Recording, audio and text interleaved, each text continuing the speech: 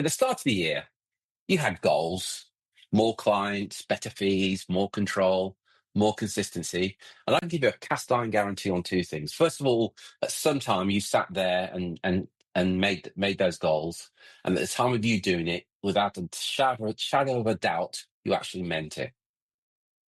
But here's what happens, as we all know. January starts, and usually starts quite good, full of enthusiasm and whatever. By February, you're getting busy.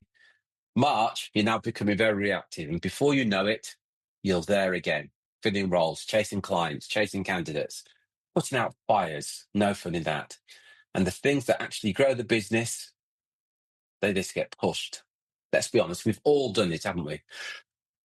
And that's not good. And you know that as well. And the thing is, it's not that you don't know what to do, because everybody here knows what you need to do. You need to have more outreach, more content, more follow-ups, sales conversations. It's got nothing to do with knowledge, nothing whatsoever. It's got a lot to do with consistency. And that is, again, is something that we all know. But here we are now in quarter two. And it's about being real. We're literally in the second week of quarter two, which means that time slips by. And 12-week year, get more done in 12 weeks than others get done in 12 months. Anybody that's read it is recommended. It's a great book.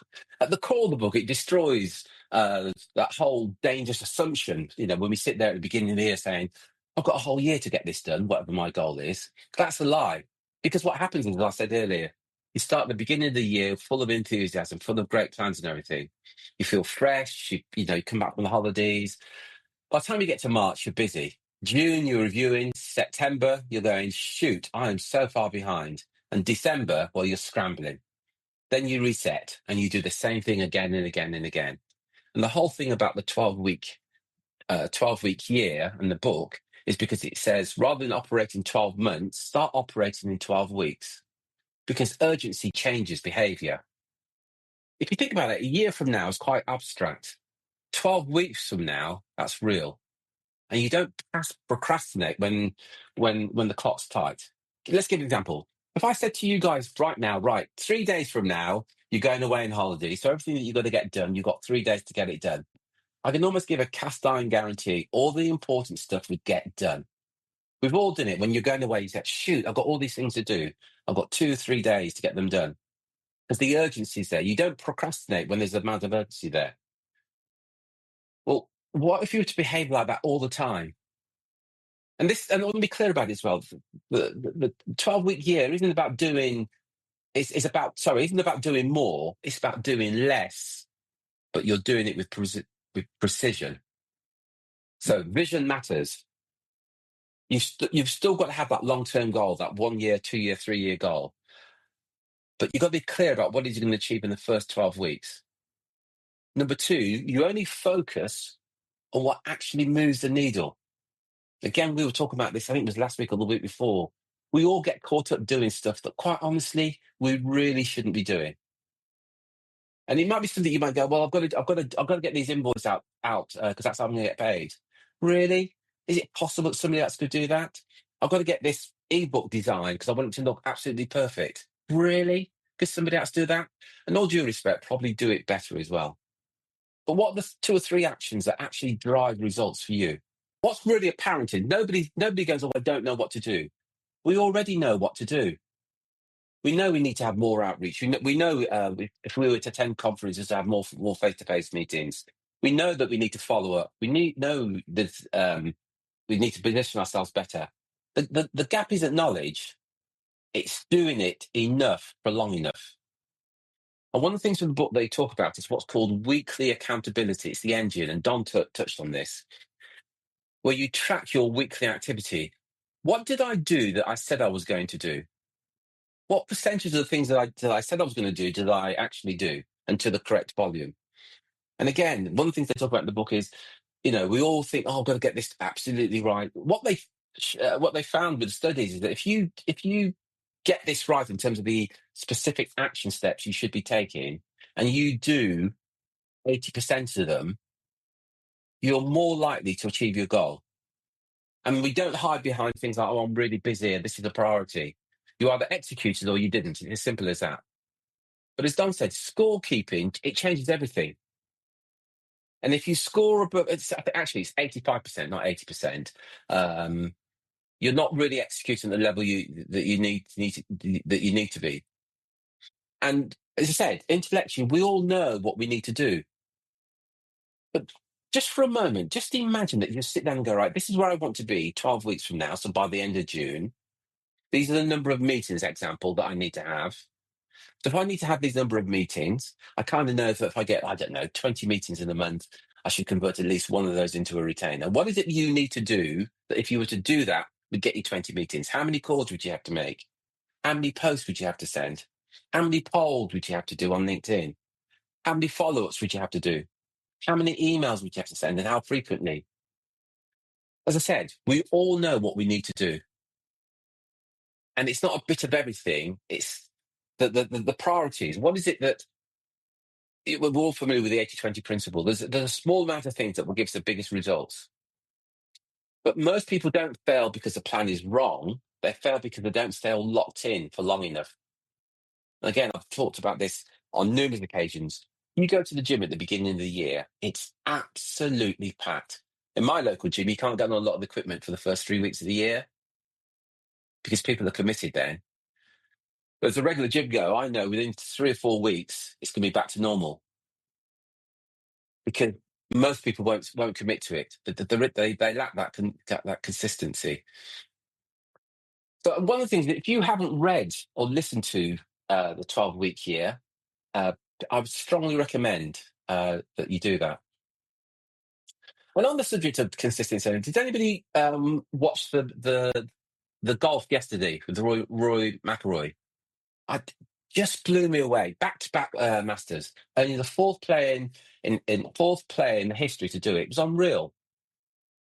But there were kind of really revealing things watching this and listening to him in interviews afterwards.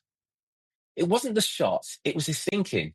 Because anybody that follows golf, I'm not a massive golf fan. The big events I'll follow. But 4 or 5 years ago, he openly said, his mind wasn't where it needed to be. He said, and I quote, "At times I was too emotional, too reactive, too inconsistent." Sound familiar?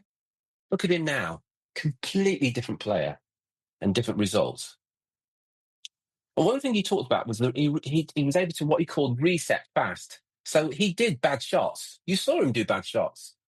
But to him, it doesn't matter. He just carried on. He didn't replay the bad shots in his mind. Tell me if you've experienced this. You put a post out or an email, and one person's come back and criticized your email. And then you have this conversation. I'm not going to do that again. Because of that one missed shot. How many of you reached out to a prospect, and perhaps the prospect was rude to you? You've had a bad call or even a bad meeting. Or even the fact, one that always makes me laugh, I did a pitch to a client, and the client said, I'm too expensive, so I'm reviewing my fees. Based on one client telling you you're too expensive?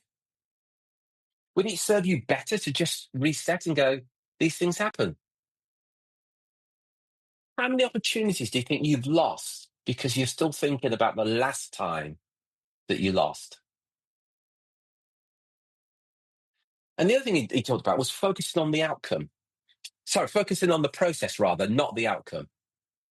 He said, I'm trying to focus on the shot that he's hitting, not what it means.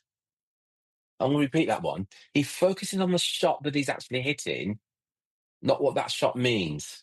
That's elite thinking. Because whenever you focus on the outcome, and we've all been there, God, I need this business. I hope they say yes. Will I win this deal? What if it goes wrong? What happens is you're tense. From the hiring manager's point of view, they can smell that fear, or as we call it, that commission breath, when you're absolutely desperate for the sale. But how would it be if your conversation was, I know what the process is, I'll simply follow the process?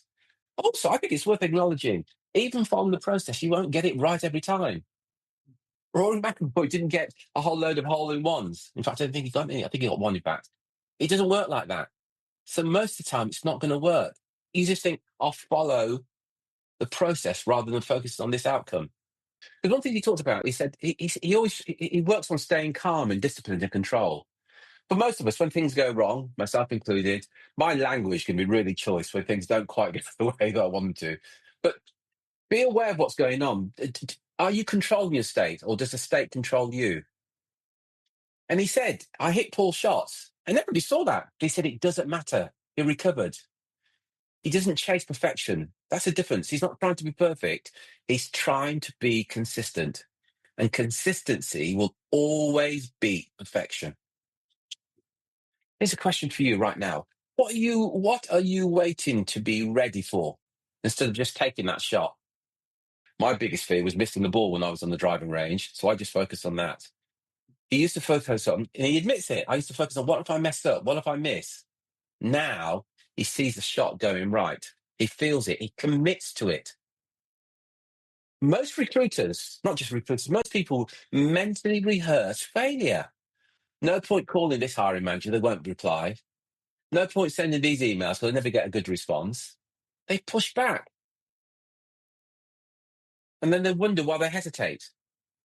How are you expected to behave if your mental rehearsal is this isn't going to turn out very well indeed? Question for you. What are you rehearsing right now? Is it success or failure? See, this was Rory's 18th Open. He didn't suddenly become more talented. What he did do, he upgraded his thinking. And here's the uncomfortable truth. Most recruitment business owners don't have a skill problem. The reason we do this on a Monday, and every Monday, it's all about the mind. It's all about the thinking problem. They carry mistakes from years ago. They focus on outcomes that they really don't want. They react emotionally, or they wait for perfection. They visualize failure. And guess what? When you visualize failure, it shows up. So the takeaways from today really is we've got 10 weeks, it's about 10 weeks until we get to the end of June. So get crystal clear about what it is you want to achieve over the next 10 weeks, 10, 12 weeks. Review it on a regular basis. Get crystal clear about what the action steps are that you have to take. Focus on the execution. Stay composed. Don't worry about perfection. It doesn't exist. And visualize exactly what you want. Take care. Take action. Be relentless.